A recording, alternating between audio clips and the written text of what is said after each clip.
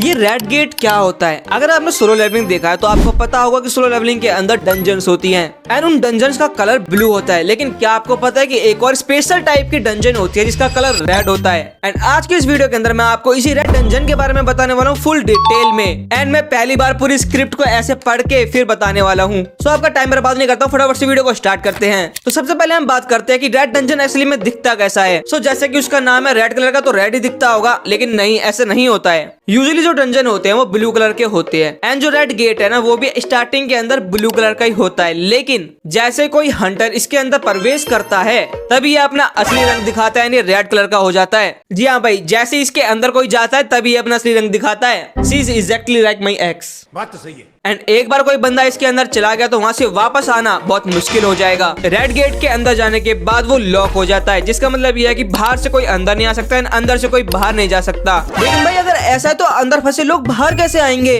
अरे बता रहा हूँ यार, रुक जा। तो रेड गेट के सील हो जाने के बाद बाहर अगर आप आना चाहते हो तो उसके सिर्फ 3 रास्ते हैं। तो जो हमारा फर्स्ट वे है वो है कि हम बॉस को ही मार डालें, द बॉस इज डिफीटेड, यानी कि बॉस को ही मार डालो। जो हमारा सेकंड वे है वो है कि सारे हंटर्स अंदर जो भी गए हैं वो सब मर जाएं। चीटिंग करता है तू। एंड अब बात करते हैं थर्ड वे की। थर्ड वे है कि जो डंजन है वो ब्रेक हो जाए। तो अगर इस वाले डंजन को भी 7 दिन के अंदर क्लियर नहीं किया गया तो ये भी ब्रेक हो जाएगी, फिर अंदर से सब बाहर आ सकते हैं। बस शर्त इतनी है कि अंदर वो बच जाए, क्योंकि रेड डंजन जो होती है वो ब्लू डंजन से 10 गुना ज्यादा खतरनाक होती है। अच्छा भाई, वो कैसे? अरे भाई तू बहुत क्वेश्चन पूछता है यार, रुक बताता हूँ। नॉर्मल डंजन के मुकाबले जो रेड डंजन का एनवायरनमेंट होता है वो काफी ज्यादा खतरनाक होता है। रेड डंजन के अंदर आपको 2 तरह के एनवायरनमेंट देखने को मिलेंगे। सबसे पहला जिसके अंदर रेगिस्तान होगा एंड बहुत ज्यादा गर्मी होगी, एंड दूसरा इसके अपोजिट है जहाँ पर आपको बर्फ ही बर्फ देखने को मिलेगी, बहुत ज्यादा ठंड होगी जहाँ पर। एंड सिर्फ इतना ही नहीं, यहाँ पे जो हंटर है ना वो 3 तरीके से मरते हैं। सबसे पहला रीजन है फ्रॉस्ट बाइट, यानी कि ठंड से मर जाना। सेकंड रीजन है स्टारवेशन, यानी कि भूख से मर जाना, क्योंकि यहाँ पर खाना भी बड़ी मुश्किल से मिलेगा। एंड थर्ड रीजन है हीट वेव्स, यानी गर्मी से मर जाना। एंड यहाँ पर अगर कोई दिल्ली का बंदा जाएगा ना तो वो बच जाएगा, क्योंकि वो हीट वेव से इम्यून हो चुका है।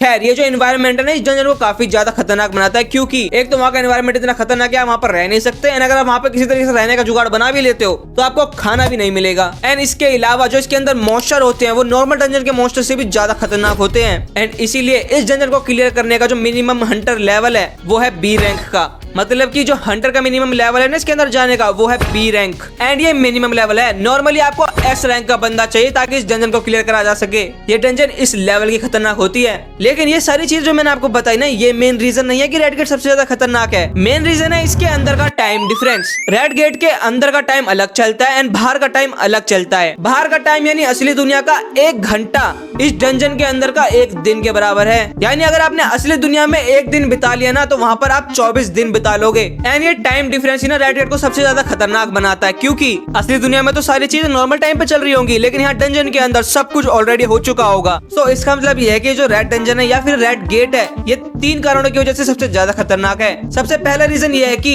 इसके अंदर आपको जो मॉन्स्टर देखने को मिलेंगे एंड जो एनवायरनमेंट देखने को मिलेगा दोनों ही बहुत ही एक्सट्रीम लेवल के हैं। सेकंड रीजन है इसकी कंडीशन। अगर कोई हंटर इसके अंदर चला गया तो वो बाहर भी नहीं आ सकता एंड ना ही वो बाहर से कोई हेल्प ले सकता है, जिसकी वजह से उसका मरना तो ऑलमोस्ट कंफर्म ही है, अनलेस वो संग जिनवू हो। सिस्टम है। एंड तीसरा रीजन है इसका माना का बिहेवियर। जब ये डंजन सील हो जाती है या फिर आप बोल सकते हो गेट इसका क्लोज हो जाता है तो उसके बाद इसके अंदर से माना निकलना बंद हो जाता है, जिसकी वजह से ये डंजन किस लेवल की है, ए लेवल की, बी लेवल की, सी लेवल की या फिर एस लेवल की, ये पता करना ऑलमोस्ट नामुमकिन हो जाता है। एंड इसी वजह से रेड गेट एक्चुअली में कितना ज्यादा डेंजरस है ये पता करना भी मुश्किल हो गया है। एंड इसी वजह से रेड गेट का जो डेंजर लेवल है ना वो अनप्रेडिक्टेबल है। पूरी सोलो लेवलिंग की मानवा के अंदर हमें ये गेट 2 बार देखने को मिलता है। पहले हम देखते हैं रेड गेट आग के अंदर, जो कि हमें दिखाया गया सोलो लेवलिंग रीअवेकनिंग मूवी के अंदर। एंड अगर आप इस वीडियो को थोड़ा टाइम बाद देख रहे हो तो सोलो लेवलिंग के सीजन 2 के अंदर भी हमें ये दिखाया गया है। इस टाइम पर जो संग जिनवू होता है ना वो व्हाइट टाइगर टीम की तरफ से इस रेड गेट के अंदर जाता है। एंड इस टीम को लीड कर रहा था किम चुल नाम का बंदा है। इसके अलावा और भी हंटर्स थे। इन टोटल रेड गेट के अंदर जाते हैं 12 हंटर्स एंड बाहर निकलते सिर्फ और सिर्फ 3 हंटर्स। एंड टेक्निकली देखा जाए तो किम चुल भी बाहर आ ही जाता है। If you know you know, system है। एंड सेकंड टाइम हमें रेड गेट दिखाया जाता है रिक्रूटमेंट आर्क के टाइम पर। इस टाइम पर एक रेड गेट अपीयर होता है। उस रेड गेट के अंदर ज्यादा सन जिनवू अकेला,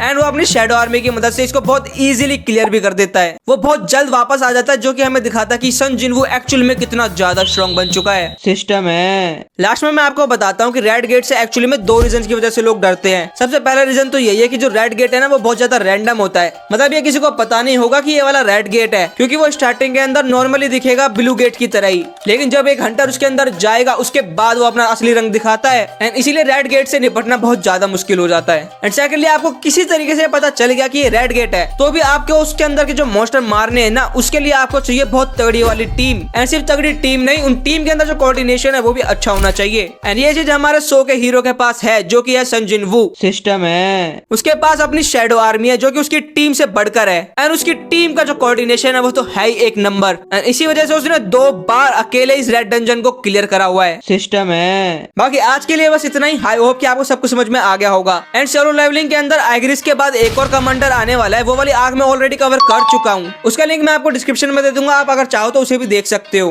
बाकी भाई मुझे ये जरूर से बताना कि आप सोलो लेवलिंग का और भी ज्यादा कंटेंट देखना चाहते हो या नहीं देखना चाहते हो, एंड मैं और भी चीजें एक्सप्लेन करूँ और भी ज्यादा डिटेल में जाके या फिर रहने दूं, ये चीज मुझे जरूर से बताना। बाकी मैं मिलूंगा आपसे नेक्स्ट वीडियो के अंदर। सायोनारा, जय हिंद एंड जय भारत।